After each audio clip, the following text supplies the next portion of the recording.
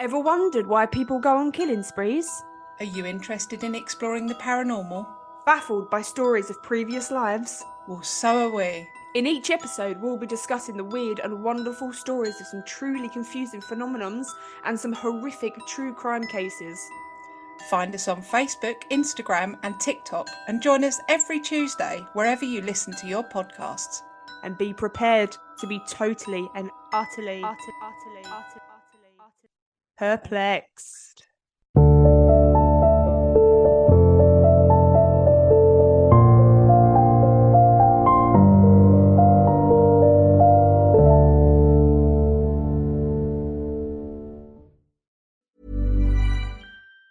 The new Boost Mobile network is offering unlimited talk, text, and data for just $25 a month for life. That sounds like a threat. Then how do you think we should say it? Unlimited talk, text, and data for just $25 a month for the rest of your life? I don't know. Until your ultimate demise. What if we just say forever? Okay. $25 a month, forever. Get unlimited talk, text, and data for just $25 a month with Boost Mobile forever. After 30 gigabytes, customers may experience slower speeds. Customers will pay $25 a month as long as they remain active on the Boost Unlimited plan. Bombas makes the most comfortable socks, underwear, and T-shirts. Warning, Bombas are so absurdly comfortable you may throw out all your other clothes. Sorry, do we legally have to say that? No, this is just how I talk, and I really love my Bombas. They do feel that good. And they do good, too. One item purchased equals one item donated. To feel good and do good, go to bombas.com/ACAST and use code ACAST for 20% off your first purchase. That's BOMBAS.com/ACAST and use code ACAST at checkout. You may want to consider shopping through Instacart this winter if you like watching snow more than walking in it, celebrate soup season, or own several pairs of fuzzy socks. Because staying home means staying warm, and some days just scream delivery. So this season, get everything you need right from the comfort of your robe. Download the Instacart app and get delivery in as fast as 30 minutes. Plus, enjoy $0 delivery fees on your first 3 orders. Service fees, exclusions, and terms apply. A Not So Super Bowl. I'm Rebecca Lieb. I'm Jason Horton. And this is Ghost Town.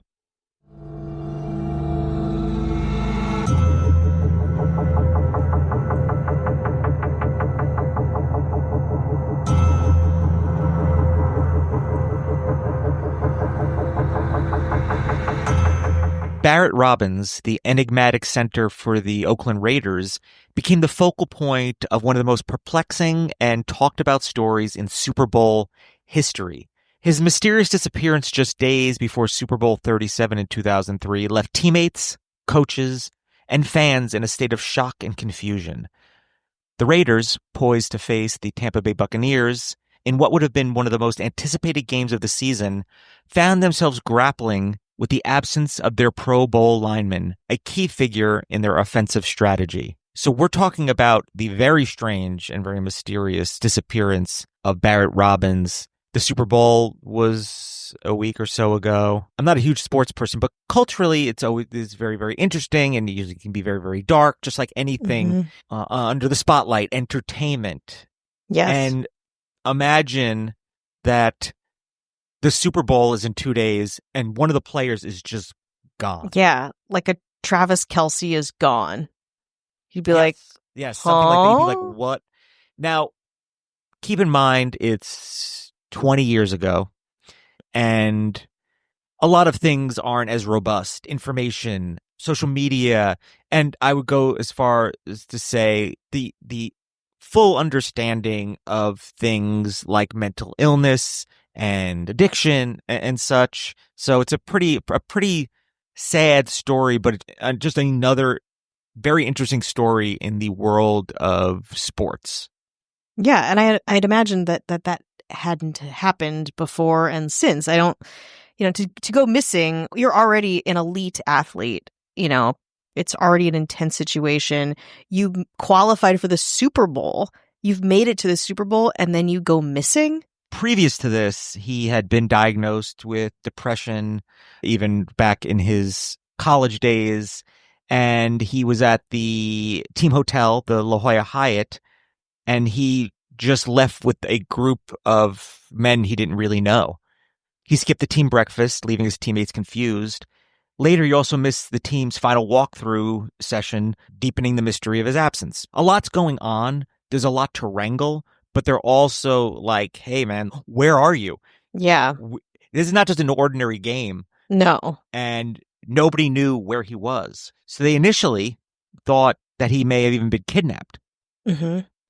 Team executive Bruce Allen recalled worrying for Robbins' life, and after alerting the NFL, which then contacted local law enforcement.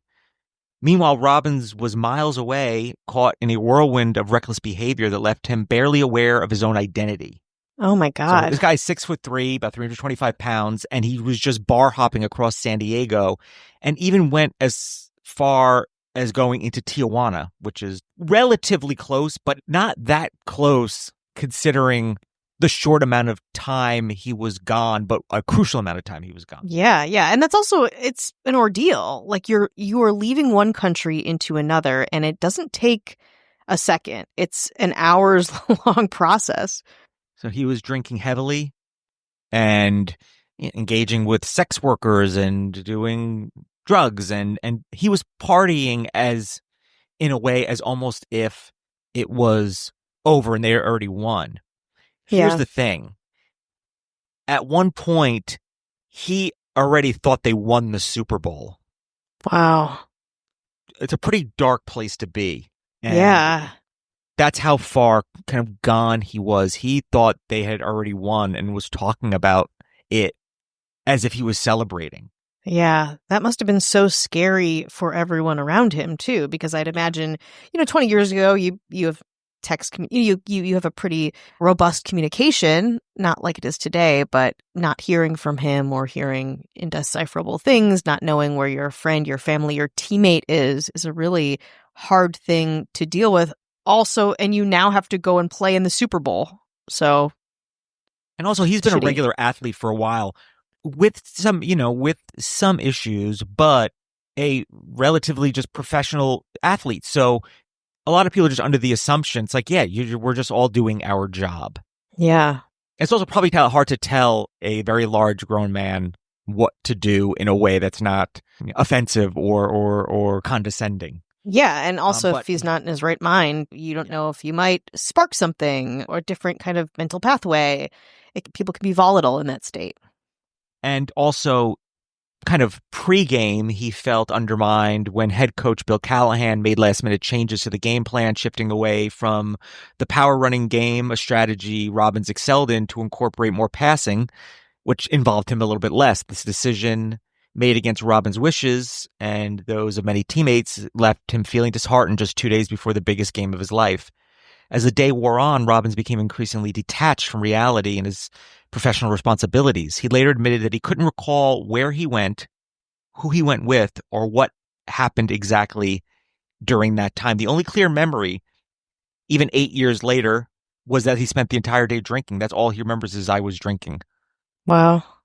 The first member of the Raiders traveling party to encounter Robbins was former player Calvin Branch, who helped him get into a cab back to the La Jolla Hyatt. When he finally returned to the hotel on Saturday evening, after being gone for roughly 14 hours, he was incoherent, disoriented, and even mumbling something about the Raiders having already won the Super Bowl. Wow. He told me he was excited that we had won the game, Allen recalled, and asked to catch a plane to the Pro Bowl in Honolulu the next morning. The team doctor who examined Robbins that night quickly realized he was intoxicated but couldn't determine the extent of if it was drinking and drugs or just drinking. Concerned for his well-being, he recommended hospitalization for observation. Head coach Bill Callahan downgraded Robbins' game status from questionable to out. Robbins spent Super Bowl Sunday in an undisclosed hospital, while the Raiders went on to lose the game 48-21. Mm-hmm. The incident marked a tragic low for Robbins, whose struggles with mental health and addiction overshadowed what should have been the pinnacle of his career. Oh, that's so sad.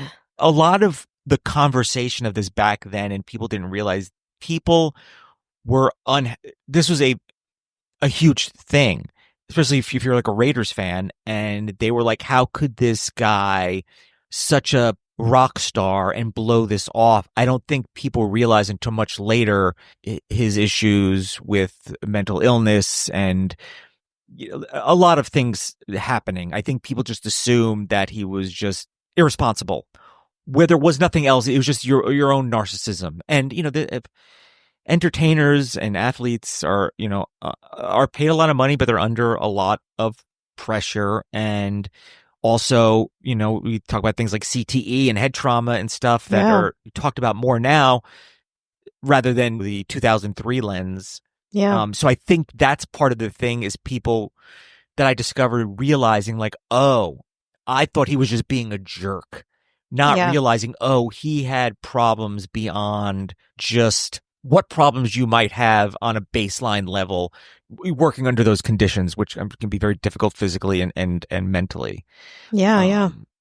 And it's taboo to even talk about when you're not, world-class athlete, much less, someone who's supposed to be this like really strong, like very like macho. High level.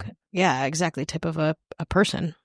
Robbins' absence was a significant blow to the Raiders, who lost the Super Bowl to Tampa 48-21. Following the incident, Robbins spent 30 days at the Betty Ford Center for treatment. He resumed play the following season, but was released by the Raiders in 2004 after testing positive for a banned substance. And it's not really important to talk about, but his life since then has been marred with issues with illness and run-ins with the law and such. It's not really important for this, but has had ongoing struggles and issues since then. But I just thought that was kind of an interesting thing I found regarding the Super Bowl, and the thing where you think one thing's happening because you don't have the information, especially even 20 years later, you're like, oh, this is not the story that I thought it was. I just want to be, was mad that my team lost. And the Raiders has every team has a rabid fan base, but the Raiders has a very rabid fan base. Oh, yeah. I think that just compounds it. But I think time and the light of day illuminates what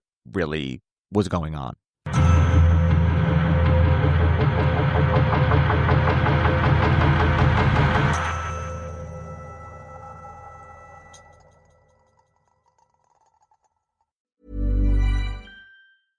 This is Paige DeSorbo from Giggly Squad. This episode is sponsored by Boost Mobile, the newest 5G network in the country, with compelling deals for new lines. Boost Mobile makes it easy to switch today. Boost Mobile is no longer that prepaid wireless company you remember. They've invested billions into building their own 5G towers across America. With Boost Mobile's networks, customers enjoy the speed and service they'd expect from the big three. Plus, groundbreaking benefits you'd only get from a true challenger of the industry. Boost Mobile will let you try the network risk-free for 30 days. So visit your nearest Boost Mobile store or find us online at boostmobile.com today.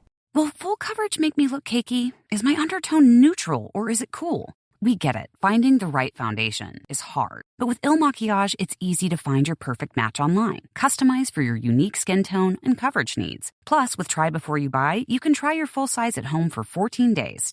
With over 600,000 5-star reviews, this best-selling foundation is going viral for a reason. Take the Power Match quiz now at ilmakiage.com/quiz. ILMAKIAGE.com/quiz.